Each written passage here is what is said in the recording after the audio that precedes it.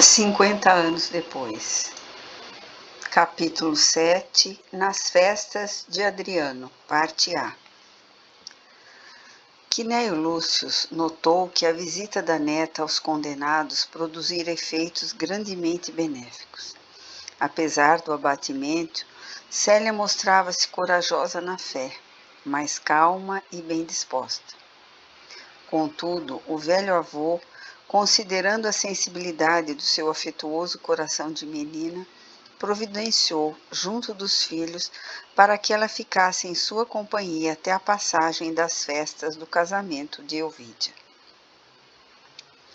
Nesse interim, não podemos esquecer que a esposa de Lólio Úrbico, novamente em Roma, ia frequentes vezes a Suburra, onde mantinha os mais íntimos colóquios com a vendedora de sortilégios já conhecida. Horas a fio, Cláudia e Plotina trocavam ideias à surdina, assentando providências criminosas ou arquitetando planos sinistros, salientando-se que Atéria, havendo conquistado o máximo da estima dos patrões, trazia a antiga plebeia informada de todos os fatos atenientes à vida íntima do casal. Nas vésperas do enlace de Ovídia, vamos encontrar a capital do império na agitação característica das épocas festivas. Preparando-se para a sua derradeira romagem a um dos centros mais antigos do mundo, Adriano desejava brindar o povo romano com espetáculos inesquecíveis. Em tais ocasiões, as autoridades políticas aproximavam-se do sentimento popular, alimentando-lhe as vibrações de extravagância e de alegria. A inauguração de novos edifícios, os preparativos da viagem e a adesão do povo ao programa oficial justificavam os mais altos caprichos da magnanimidade imperial. Por toda parte, verificava-se o fremito dos trabalhos extraordinários, enchendo a cidade de improvisações transformadoras. Construções de novas arcadas, pontes ou aquedutos provisórios, distribuição de trigo e vinho, organização de prestígio religiosos, homenagens a templos especializados, loterias populares e, por fim, o circo com as suas novidades inexcedíveis. O povo esperava sempre tais manifestações com júbilo incontido. Instalado no Palatino, Hélio Adriano cogitava de distrair as massas romanas organizando comemorações dessa natureza, movimentando as autoridades e induzindo a guardar, porém, intimamente, o objetivo principal de todas as atividades, que era o de sua viagem à Grécia, cujas graças já lhe haviam conquistado a mais ampla simpatia. O grande imperador, classificado na história como o maior benfeitor das cidades antigas, onde se havia erguido o berço da cultura e da civilização, projetava as melhores construções para Atenas, bem como o estudo especializado das ruínas de toda a Hélade, de modo a beneficiar o patrimônio grego na medida de todos os seus recursos. No limiar dos acontecimentos, vamos encontrar o soberano na intimidade de Cláudia Sabina e de Flegon, seu secretário de confiança, analisando os pormenores do cruzeiro que as galeras imperiais haveriam de fazer pelas águas mediterrâneas. A certa altura, Adriano interpela o secretário. Senécio, já cumpriste minhas ordens concernentes à expedição dos convites? Por Júpiter, exclamou Flegon satisfeito, nunca me esqueceria de cumprir a preceito uma determinação de Augusto. Como vê, disse o imperador dirigindo-se a Cláudia, tudo está pronto em ordem de marcha. Entretanto, necessito de alguém que me acompanhe, não tanto com o senso de arte ou de crítica, mas com o propósito de trabalho, atento ao meu desejo de transportar para Tibur algumas colunas célebres e outras soberbas relíquias das ruínas de Fócida e Corinto. Tenciono ornar os nossos edifícios com os tesouros do mundo antigo. Não poderei dispensar, no meu retiro de Tibur, as visões do jardim dos deuses, com as suas sugestões preciosas ao meu espírito. A mulher do prefeito ouviu com particular atenção e, aproveitando a oportunidade para realizar seus projetos, aventou, fingindo maior desinteresse. Divino, o filho de Quinéio figura na lista dos vossos convidados? Não, Euvídio Lúcio seria um excelente companheiro, mas abstive-me de incomodá-lo atento às suas condições especialíssimas de homem casado e chefe de família. Ora, replicou displicentemente a antiga plebeia, haveis de permitir discorde um tanto do vosso pensar a respeito. Acaso não tenho também um lar a exigir dedicação e cuidados? Não vou separar-me do esposo que aqui ficará retido pelos deveres do seu cargo? No entanto, considero-me honrada em vos acompanhar, obedecendo às circunstâncias de representardes, para nós outros, o soberano e o chefe magnânimo. Acredito que o genro de Fábio pensará comigo sem discrepância. Daqui a 2 dias realizam-se os esponsais da sua filha mais velha, sob as vossas vistas magnânimas. Ele, que recebeu tantos favores de vossas mãos generosas, poderia desdenhar o ensejo de vos ser útil em alguma coisa? Depois de uma pausa, em que seus olhos fixaram profundamente o imperador, de modo a recolher o íntimo efeito de suas palavras, continuou. Conhecendo pessoalmente as obras de Tibur, que tanto seduzem o gosto artístico, penso que só uma esteta como Euvídio poderia operar o milagre de escolher o precioso material e superintender o seu transporte para Tibur. Além do mais, divino, creio que essa viagem, ausentando-nos de Roma por mais de 1 ano, seria sobremaneira agradável ao seu ânimo de patrício.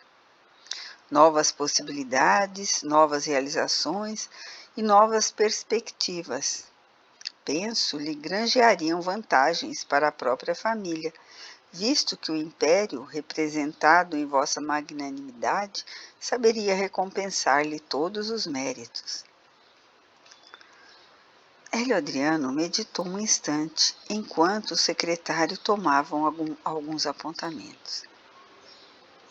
A seguir, levando em conta as observações de Cláudia, que o fixava ansiosa, respondeu solícito. Tens razão. Euvídio Lúcio é o homem que procuro. Sabina fez um gesto expressivo de satisfação enquanto o imperador incumbia a Flegon de levar em seu nome o respectivo convite. Colhido pelo mensageiro no meio das atividades festivas do lar, o tribuno surpreendeu-se grandemente. Não esperava um ato daquela natureza. Outrem poderia honrar-se com a gentileza. Ele, porém, sentimental por índole, preferia a paz doméstica, longe do turbilhão de bagatelas frívolas na corte.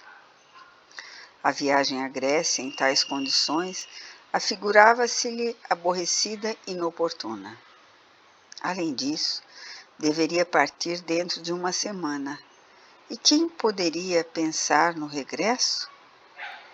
O soberano estava habituado a fazer excursões longas e frequentes através do mundo antigo. Na viagem de 124, estivera ausente de Roma por mais de 3 anos consecutivos, e tanto se apaixonara por Atenas que chegara ao extremo de se iniciar pessoalmente nos mistérios de Eleusis. Todavia, antes que as reflexões penosas lhe anulassem de todo o ânimo, chamou a esposa ao tablino, onde examinaram atentamente o assunto. Por mim, reclamou o tribuno com seu espírito resoluto, procurarei esquivar-me, desistir do convite. Essas ausências de Roma, com a separação da família, transtornam-me o pensamento. Sinto-me deslocado, aborrecido e insatisfeito. Alba Lucínia ouvia-lhe as afirmativas com o coração alarmado. Para o seu espírito sensível, semelhantes perspectivas eram assaz amargas e perturbadoras. Certo, Cláudia Sabina iria também, a ela de distante, e por tempo que ninguém poderia precisar. Anuir a viagem do esposo era entregá-lo às seduções inferiores daquela mulher, cujos sentimentos inconfessáveis a sua intuição feminina pressentia. Mas não só isso a preocupava. A sua situação em Roma tornar-se-ia novamente penosa durante a ausência do companheiro. Lólio, sem dúvida, voltaria a assediá-la com mais veemência e teimosia. Pensou em falar a Elvídio, cientificá-lo de todos os fatos ocorridos na sua ausência, expor-lhe com sinceridade os seus escrúpulos. Mas logo à mente lhe veio a figura paterna. Fábio Cornélio dependia absolutamente do prestígio e do apoio do prefeito, e do seu velho genitor dependiam sua mãe e seus irmãozinhos inexperientes. Num relance, a nobre senhora compreendeu a impossibilidade de manifestar suas queixas diretas em tais circunstâncias da vida, e recordando-se ainda da gentileza do imperador para com a filha, assegurando generosamente o futuro, sentiu que a voz da gratidão deveria falar mais alto que as conveniências pessoais. Elvídio, murmurou ela depois de viver intensamente as suas lutas íntimas. Ninguém mais que eu poderá sentir a tua ausência. Sabes que a tua presença no lar constitui a minha proteção e a de nossa família. Mas o dever, querido, onde fica o dever nas atuais circunstâncias de nossa vida? O convite do imperador não deverá representar para nós uma prova de confiança? E a generosidade de Adriano para conosco? A dádiva de Capua não se verificou de modo a cativar-nos para sempre? Tudo isso é verdade, confirmou o tribuno calmamente. Mas eu odeio esse totalitarismo do império que nos rouba a autonomia individual e nos anula a própria vontade.